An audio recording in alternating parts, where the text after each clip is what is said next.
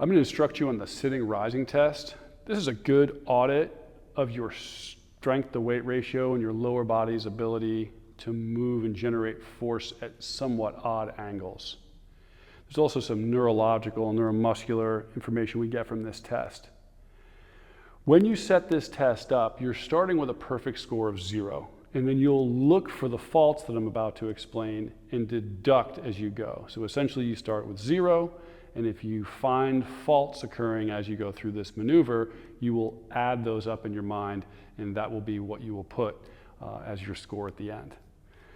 You're going to sit up on some kind of forgiving surface barefoot. I'm using turf. This is very similar to a carpet, or you could use a yoga mat. I would steer away from the wood floors. They're a little harsh on the body as you're going through this maneuver, so use some carpet or something a little bit more forgiving. You're going to sit up at a standing position and then cross one leg over the other. And don't put too much thought into this. Just go to a direction that feels natural for you. I tend to just put my right in front of my left.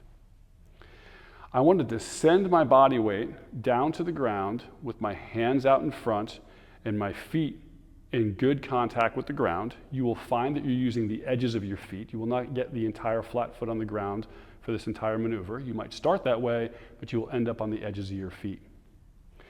You want to descend down in about a 2 or 3 second time frame. It shouldn't be super fast. It shouldn't be super slow. It should be controlled.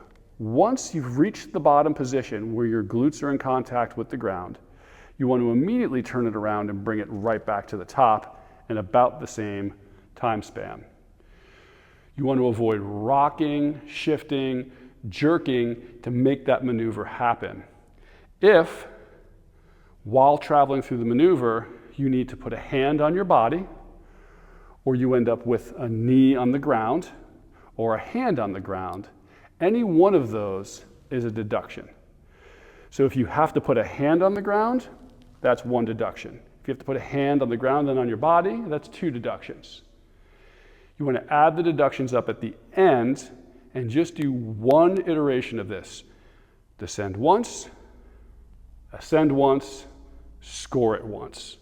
These movements should be pain-free. If there's any extreme discomfort, discontinue this movement immediately.